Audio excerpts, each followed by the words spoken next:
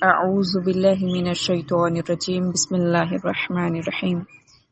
السلام علیکم ورحمۃ اللہ وبرکاتہ۔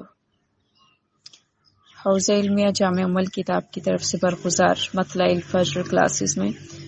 آج ہم حکمت نمبر 56 پڑھیں گے، یعنی 56، جس میں امیر المؤمنین علیہ السلام فرماتے ہیں الغنی فی الغربۃ وطن والفقر فی الوطن غربہ، کہ دولت ہو تو پردیس میں بھی دیس ہے اور مفلسی ہو تو دیس میں بھی پردیس ہے۔ یعنی اگر صاحب دولت و ثروت ہو کوئی انسان تو وہ دنیا میں جہاں کہیں بھی رہے گا، وہ اس کا وطن ہو یا اس کا وطن نہ ہو، وہ مسافر ہو، سفر میں ہو یا پھر اپنے گھر میں ہو، تو اسے ہر جگہ دوست مل جائیں گے، آشنا مل جائیں گے، ایسے لوگ مل جائیں گے جو اسے رشتہ داروں سے زیادہ اس کا احساس کریں گے، اس کا خیال رکھیں گے۔ لیکن اگر کوئی شخص فقیر ہے، نادار ہے، اس کے پاس مال و دولت نہیں ہے، اچھی زندگی نہیں ہے، اور وہ اپنے وطن میں، اپنے گھر میں رہ رہا ہے، اپنے آشنا، اپنے دوست، اپنے رشتہ داروں کے درمیان زندگی گزار رہا ہے، تو اس کے باوجود بھی وہ ایسے ہی ہے جیسے پردیس میں زندگی گزار رہا ہے، کیونکہ لوگ کسی بھی غریب اور نادار سے دوستی نہیں کرنا چاہتے، اور نہ ہی اس کی دوستی کی خواہش مند ہوتے ہیں، نہ اس کے ساتھ تعلقات بڑھانا پسند کرتے ہیں، اور نہ ہی کوئی اس کا پرسان حال ہوتا ہے۔ اس لیے امیر المومنین علیہ السلام اس تلخ حقیقت کو ہمارے لیے بیان فرما رہے ہیں کہ غنی جو ہوتا ہے، جو بے نیاز ہے، وہ دنیا میں کہیں بھی رہے تو ہر جگہ اس کے دوست، آشنا، وفادار اسے مل جائیں گے، لیکن غریب شخص کا اپنے وطن میں بھی کوئی اپنا نہیں ہوتا۔ اب اگر ہم دیکھیں غنی ہے کیا، تو غنی یعنی بے نیازی، یعنی ثروت مندی، مال و دولت کا ہونا، جس سے اس کی ساری ضرورتیں پوری ہو جاتی ہیں اور پھر اسے کسی اور شے کی ضرورت نہیں رہتی۔ مثلا غنی جو ہے وہ سیٹھ کو نہیں کہتے، بلکہ غنی ایسے شخص کو کہتے ہیں جس کے پاس ضرورت کی ساری چیزیں موجود ہوتی ہیں۔ جیسے اگر کسی جگہ 10 آدمیوں کے پاس 10 آدمیوں کا کھانا موجود ہو تو یہ سب کھانے کے لحاظ سے غنی ہے۔ یہ جس میزبان کے پاس 10 مہمانوں کا کھانا موجود ہو تو وہ اس حوالے سے غنی ہے، یعنی جس کے پاس اس کی ضرورت کی اشیاء موجود ہیں، وہ اپنی ضرورت پوری کر سکتا ہے، وہ شخص غنی ہے، مزید سے بے نیاز ہے، کیونکہ اس کی طلب پوری ہو گئی ہے۔ اب اگر ایک انسان کے پاس اس کی ساری ضرورتیں ہوں، جیسے کھانا، کپڑے، پیسہ، مال، دولت، گھر، دوست، اقربا، سب کچھ، تو اس انسان کو اب کسی دوسرے انسان کی ضرورت نہیں رہتی ہے۔ اور یہ باقی انسانوں کے مقابلے میں کہ جن کے پاس یہ چیزیں نہیں ہے، ان کے مقابلے میں یہ غنی ہے اور وہ لوگ محتاج ہیں، ضرورت مند ہیں۔ اس لیے غنی اور فقیر جو ہے، ہمیں ان الفاظ کو قرآن کے ذریعے سمجھنا چاہیے، یعنی قرآن مجید نے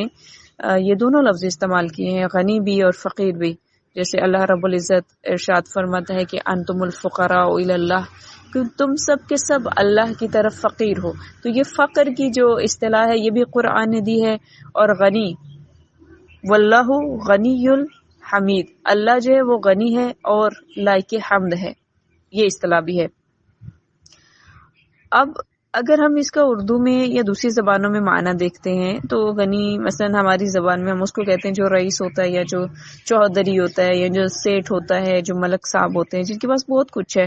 ہم ان کو کہتے ہیں کہ یہ غنی ہے، کہ جس کی ضرورت پوری ہو جاتی ہے۔ اگر اس کے پاس سب کچھ ہے، اس کے پاس عیش و عشرت کا سارا سامان موجود ہے تو یہ غنی ہے۔ لیکن وہ جس کے پاس ایک وقت کا کھانا بھی نہیں ہے، ہم اس کو کہتے ہیں یہ فقیر ہے، یہ محتاج ہے۔ جبکہ فقیر اور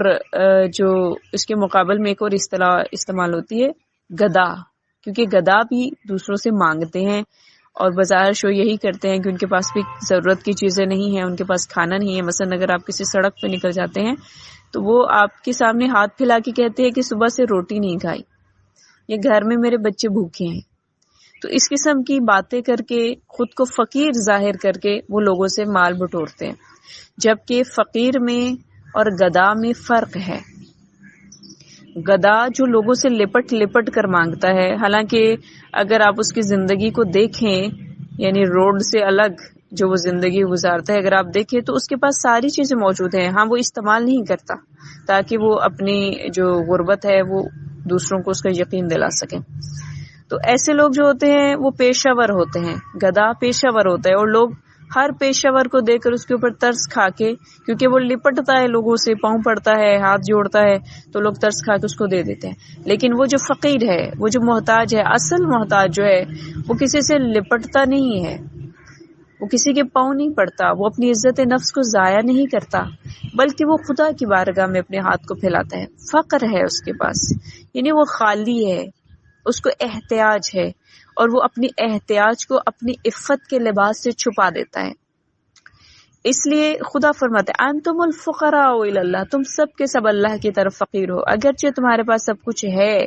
وہ جن کے پاس ہے وہ بھی فقیر ہیں، اور جن کے پاس نہیں ہے وہ بھی خدا کی طرف فقیر ہیں. لہذا فقیر اور گدھا میں فرق کرنا بہت ضروری ہے. فقیر وہ جو حقیقتاً محتاج ہوتا ہے، اور گدھا جو محتاج نہیں ہوتا لیکن وہ لوگوں سے مانگتا ہے. جیسے اگر ہم اس کو دیکھیں، جیسے مجالس پڑھنے کے لیے خطبہ آتے ہیں، ذاکرین آتے ہیں، تو ان میں سے اکثر جو پیشہ ور ہیں، وہ پیشہ ور اس کے پاس اتنا مال ہوتا ہے کہ جو شخص مجلس کروا رہا ہے اس کے پاس اتنے وسائل نہیں ہوتے، اتنا پیسہ نہیں ہوتا. وہ بیچارہ اکٹھے کر کے پیسے مجلس کرواتا ہے، مجلس رکھواتا ہے. اور وہ جو پڑھنے کے لیے خطیب یا ذاکر مجلس پڑھنے کے لیے آتے ہیں، ان کے پاس ایک بڑی سی 1.5 کروڑ والی گاڑی ہوتی ہے، لاکھوں ان کے بینک بیلنس ہوتے ہیں، ان کی جائیدادیں ہوتی ہیں، لیکن وہ آگے پھر بھی اس بانی سے رقم لے کے جاتے ہیں جبکہ ان کو حاجت نہیں ہوتی. اب یہ بانی ان کو زیادہ سے زیادہ اگر 20-25 ہزار روپے دے رہا ہے، وہ بھی جمع کر کے دوسروں سے، تو وہ جو محتاج نہیں ہے وہ یہ 20-25 بھی نہیں چھوڑ رہا، جبکہ اس کے پاس اس سے کہیں زیادہ دولت موجود ہے. تو یہ کیوں نہیں چھوڑا، کیوں لے کے جا رہا ہے؟ کیونکہ یہ پیشہ ور ہے، یہ گدھا ہے، یہ دوسروں سے لے کے جاتا ہے، یہ ایسے خالی ہاتھ واپس نہیں جاتا. تو اس لیے ہمیں گدھا میں، مانگنے والے میں، بے عفت میں اور با عفت میں فرق کرنا ہے. با عفت کون ہے؟ پھر خدا نے اس با عفت کو، اس فقیر کا ذکر کیا ہے قرآن میں، اور غنی کا بھی ذکر کیا ہے. اور امیر المومنین علیہ السلام نے ان دونوں اصطلاحوں کو یہاں پہ استعمال فرمایا ہے کہ غنی وہ جو بے نیاز ہے، جس کے پاس سب کچھ ہے، وہ دنیا میں کہیں بھی چلا جائے، وہ اپنے وطن میں ہو یا اپنے وطن میں نہ ہو، پردیس میں ہو، پردیس بھی اس کا وطن ہوگا، اس کے غنا کی وجہ سے، اس کے مال و ثروت کی وجہ سے. لیکن وہ جو فقیر ہے، جس کے پاس کچھ بھی نہیں ہے، وہ اپنے وطن میں بھی ایسی زندگی گزارے گا کہ جیسے کوئی اس کا پرسان حال نہیں ہے، جیسے وہ پردیس میں زندگی گزار رہا ہے. خود اگر ہم امیر المومنین علیہ السلام کی زندگی دیکھیں تو کوفہ میں بیٹھ کر آپ جو کی روٹی کھایا کرتے تھے. تو لوگ آپ سے پوچھتے تھے مولا آپ کے پاس تو بیت المال ہے، آپ کے پاس تو سب کچھ ہے، آپ اللہ کے ولی ہیں، زمین اور آسمان پر اللہ نے آپ کو اختیار دیا ہے، آپ پھر بھی کیوں جو کی روٹی کھاتے ہیں؟ تو امیر المومنین فرماتے تھے میں اس لیے کھاتا ہوں کہ شاید کہیں یمن میں کوئی بھوکا نہ سویا ہو. تو غنی اسے کہتے ہیں جو دوسروں سے اپنی ضرورتوں کے اعتبار سے بے نیاز ہو. امیر المومنین کے پاس سب کچھ ہے لیکن وہ دوسروں سے بے نیاز ہے، ان کو کسی سے کچھ چاہیے نہیں ہے، کسی سے کوئی حاجت، کوئی طلب نہیں ہے. اس لیے غنا جس بھی شخص کے پاس ہوتا ہے وہ بے نیاز ہوتا ہے، اس کو احتیاج نہیں ہوتی ہے. لیکن جو فقیر ہوتا ہے، کیونکہ وہ ضرورت مند ہوتا ہے اور اس کی ضرورت پوری کرنے کا کوئی ذریعہ بھی نہیں ہوتا، تو نہ ہی کوئی شخص آ کر اس کی ضرورت کو پورا کرتا ہے اور نہ ہی کوئی آ کر اس کا پرسان حال ہوتا ہے، اس کا درد دل کرتا ہے. لہٰذا وہ ایک فقیر جیسی زندگی گزار رہا ہوتا ہے، ایک توحید دست انسان کی جیسی زندگی گزار رہا ہوتا ہے. اور یہ جو فارمولہ ہے غنا کا اور فقر کا، یہ امیر المومنین علیہ السلام نے صرف افراد کو نہیں دیا ہے، معاشروں کو دیا ہے، اقوام کو دیا ہے، کہ جیسے آپ امیر المؤمنین ہیں، آپ ہر فرد کے بھی امام ہیں اور آپ ایک پوری قوم کے بھی امام ہیں، پوری امت کے بھی امام ہیں. لہٰذا آپ نے یہاں پر اس حکمت مبارکہ میں انسانوں کو ان کی فردی زندگی کے لحاظ سے بھی سمجھایا ہے کہ انسان کو فقر سے نکلنا چاہیے، اس کو محتاجی والی زندگی نہیں گزارنی چاہیے. اچھی زندگی کے لیے اس کو تگ و دو کرنی چاہیے, اسے بہترین وسائل حلال ذریعے سے فراہم کرنی چاہیے تاکہ وہ غربت کی زندگی نہ گزارے, تاکہ وہ ایک غنا والی زندگی گزارے, دوسروں سے بے نیاز ہو کر زندگی گزارے. لیکن اگر یہی چیز ایک فرد سے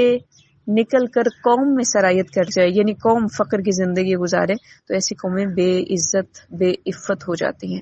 کیونکہ وہ اپنی احتیاج کو پورا کرنے کے لیے ہمیشہ دوسروں کی طرف رجوع کرتی ہیں, دوسروں کے در پر حاضری دیتی ہیں, وہاں پہ جا کے اپنی نیاز کو پیش کرتی ہیں, تو ان کی عزت ختم ہو جاتی ہے.